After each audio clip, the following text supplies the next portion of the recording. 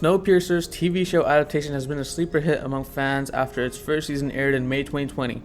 Now on its third anniversary of the series and after a game-changing finale of Season 3, there's a lot left on the table to explore with the show as it heads into its final season next year. While a lot of people have seen the movie directed by Bong Joon-ho, this TV show has been a better adaptation of the graphic novels in my opinion. With all of this said, let's dive into Season 3 and the main talking points of all season. Spoilers for Snowpiercer Season 1 to 3.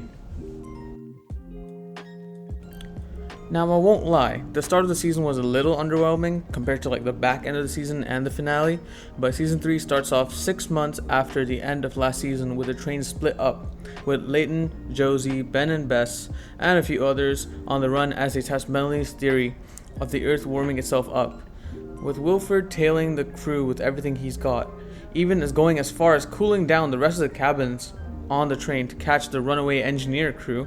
The season starts off on a stressful note as the rebels on Big Alice conduct their frantic plans to find out where Snowpiercer is located, and the two trains play a game of cat and mouse. As Ben was obtaining samples from the experiment in the first episode, he ends up falling through the ice and crashing into a nuclear reactor in Korea. As the rescue operation takes place, we end up meeting Asha, the first non-Snowpiercer human in the series. She's found in a decrepit nuclear reactor and is taken in by the crew, and has a very interesting arc this season. After being picked up from a dire situation, she ends up agreeing to Layton's new Eden plan, becoming the figurehead for a fake dream that Layton was harboring. Often found struggling from the trauma she carries from her time in the nuclear reactor, Asha herself was a figure of mystery, with her motives and thoughts mostly a mystery to the audience. Her character was quite stagnant through the season until she finally starts healing and finds some semblance of peace in the Axec Gardens. All of this slow burn development to her character suddenly comes to the fore as she ends up sacrificing herself for Layton, protecting him from the invasive sulfur in the train, a visual representation of herself in her own eyes in this train. She never belonged on the train, and her passing away as she listened to Layton's beautiful vision of New Eden was a beautiful end to her character.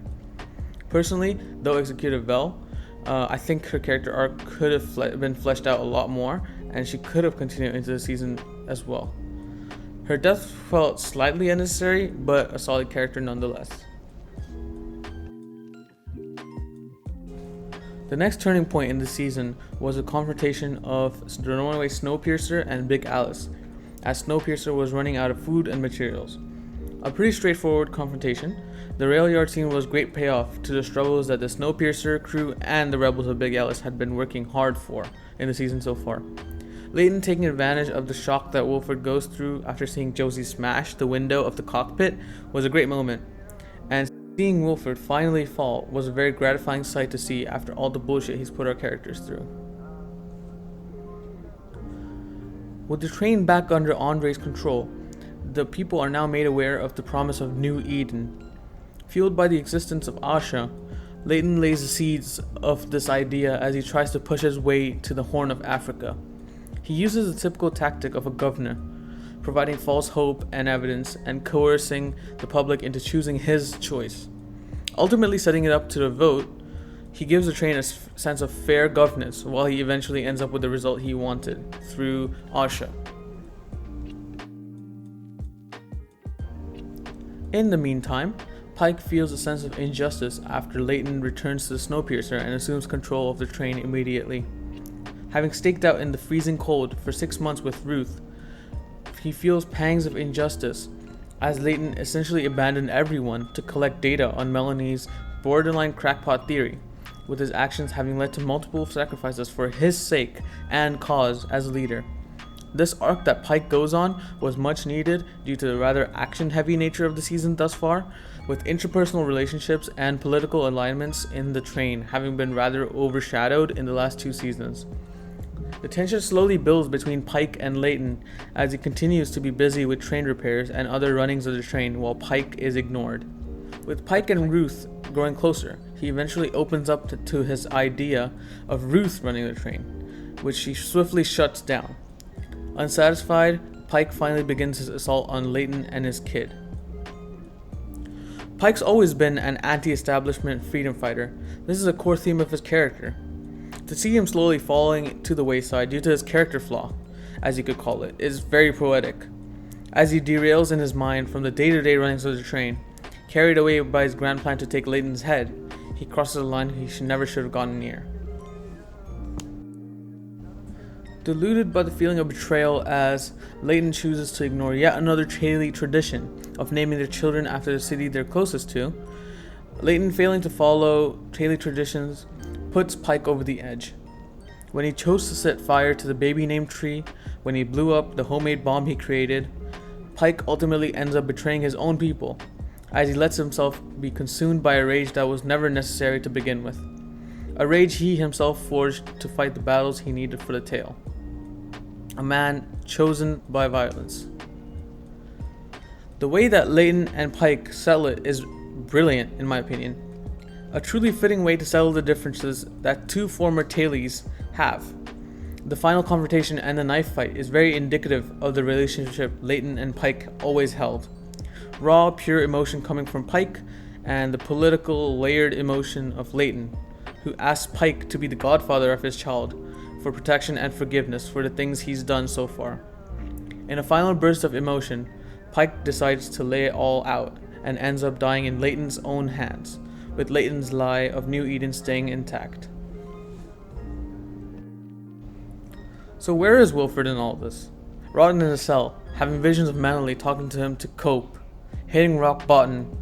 This is the lowest we see Wilford go so far in the series, with nothing but searing pain from the wound that Layton gave his hand, and utter boredom to fill his mind. Just as we see this occurring, we cut to a struggling Roche, trying to cope with the death of his wife, who Wilford put in cold sleep. Roche has always been a sort of steadfast and staunch individual, riding the chaotic tides that Snowpiercer threw at him and other brakemen, and often doing his job to almost a perfect standard. However, whenever he had his moments of doubt, his wife Anne had always been there to reassure or help him with his decisions. Having lost her to cold sleep, this dependable individual we'd grown to put faith in absolutely crumbles. He had lost his rock, the one keeping him grounded and tethered through the storms of Snowpiercer. Shattered and broken, we see Roche trying to cope by visiting the drawers with Bess. However, in a moment of rage and an inability to cope, he sinks the suspension injection into Wilford's heart. As Wilford sinks and rises from suspension, he struggles with his visions and undergoes searing pain in his coma. As Zara gives birth to Layton's child, he slowly experiences a small rise out of the coma just to tell Layton the bitter truth. He's hated by a lot of people on this train. With Wilford slowly gaining consciousness, I want to cut back to Layton. After his fight with Pike and Pike's death, he finally succumbs to the concussion he had from Pike's bomb and lands unconscious. While the medical staff is trying to revive Layton, he undergoes a trip. A very weird and out of focus episode of this season. Layton tries to escape this coma.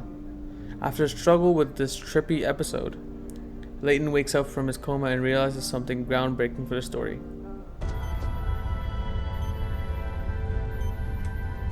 Are you alright? What if I was so desperate to give everyone a future that I made one up? I can't lead this train if all I have is a lie. What if he made up New Eden? What if he was so desperate to show the train a future that he made up New Eden? What should he do now that he has realized the mistake he's made? While trying to come up with a solution, he unintentionally convinced himself that New Eden exists, and he slowly starts to break as he comes to terms with the lie that he has propagated and the false hope he's given to everyone on this train. Alright, hold up. Let's get back to Wilford. Back from the dead, so to speak, he suddenly wakes up from the suspension with new purpose and an almost altruistic aura around him.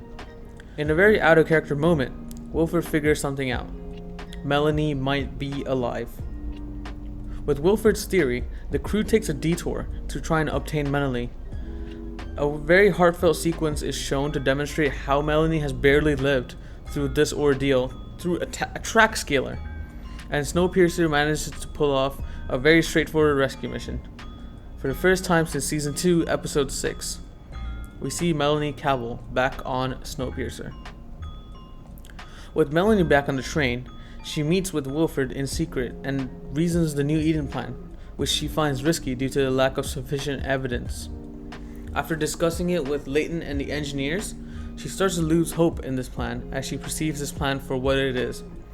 A pipe shot that hinges on some very risky terrain and tracks that can potentially derail and destroy the people on Snowpiercer.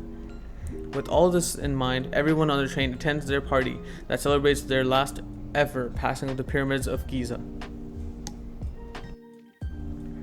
As everyone enjoys themselves at the party, Melanie heavily doubts this New Eden plan.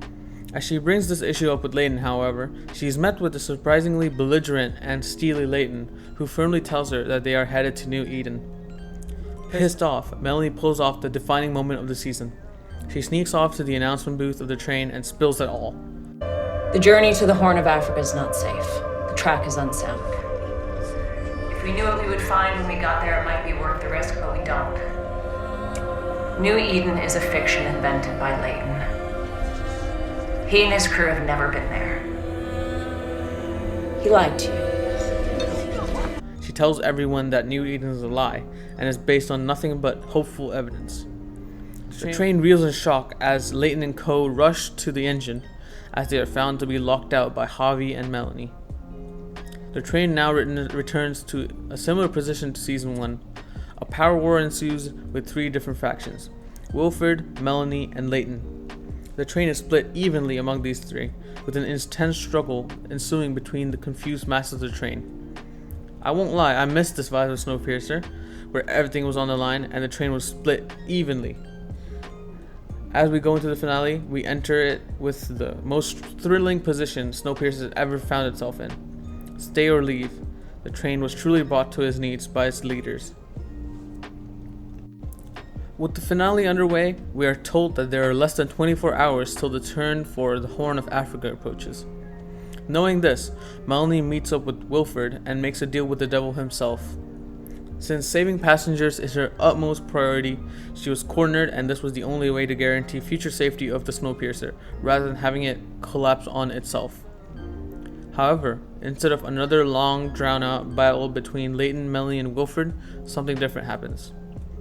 To save the train from Wilford's plans, Layton and Melanie coordinate a call and negotiate with her about the tension in the train and Wilford's presence. What are they going to do? With Layton not backing down, Melanie sets up a meeting with Zara, her child Wilford, and Icy Boki, as Wilford decides to use Layton's kid as a bargaining chip against him to win this war. As they enter the room, Melanie locks Boki out, as Zara, the child, and Wilford are joined by Layton, Till, and Audrey with weapons. With Boki knocked out by Ruth, they present Wilford with one option: go into the track scaler that Melanie used for 6 months and wait for the train to come to its own decision. Wilford is gone.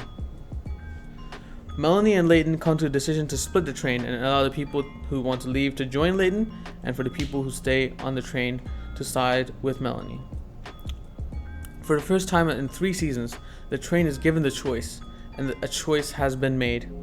A lot of our characters split up, as Ben, Miles, Audrey, and Till choose to stay on the train, while Javi, Alex, Osweiler, and Roche go with Layton to the Horn of Africa.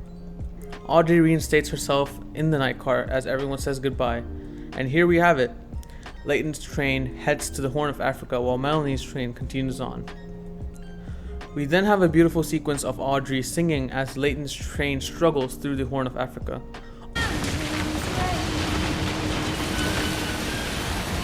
You weren't gonna tell nobody about that? I didn't want to worry you, man. Thanks.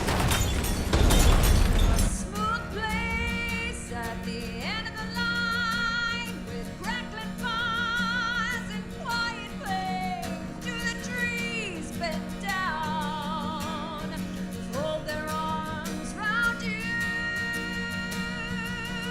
Well, come on, faithful one, forgive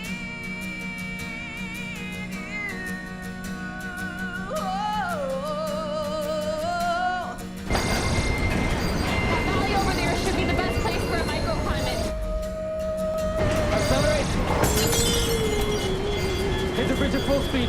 Copy.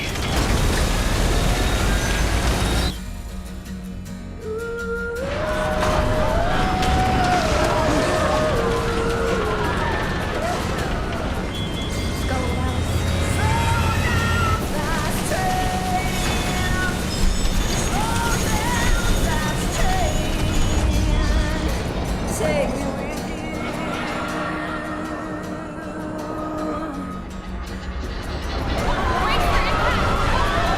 Slow down, fast train. Slow down, fast train. Take me with you. Prepare the ring. Coming off. Full speed.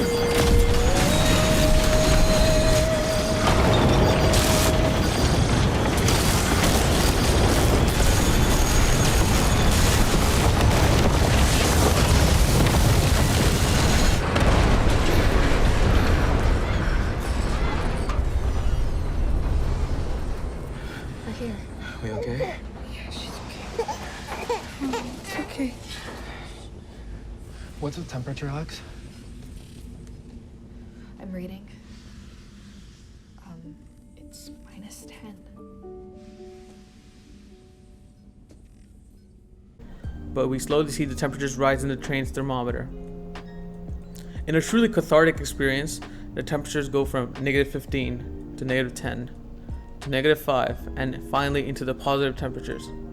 Our crew's done it.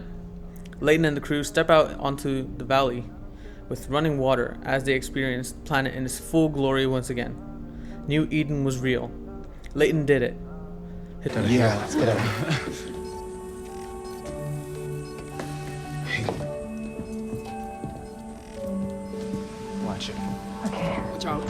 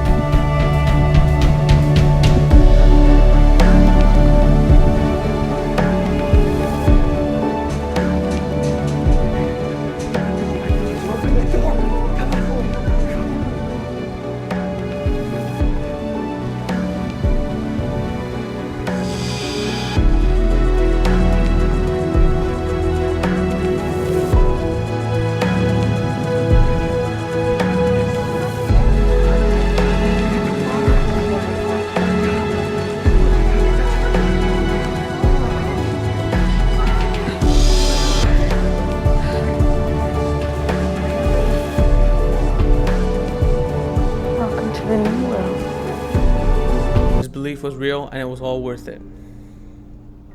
All's not well though. We skip forward to 3 months later with Melanie at the helm of the train as she notices an intercontinental ballistic missile go up in the air and explode. Except they're not ICBMs. They're the CW-7 rockets we saw at the start of the show that set off this climate disaster. Who could this possibly be? Is it Wilford? Is there a third party? Guess we'll see in season 4, which is set to be the last season of Snowpiercer. On a final note, we see LJ choking on her dad's eyeballs as the finale ends. For someone who always revered attention and power, her going out in the shadows with no one to help her was one of the most satisfying things this season. Many thanks for watching.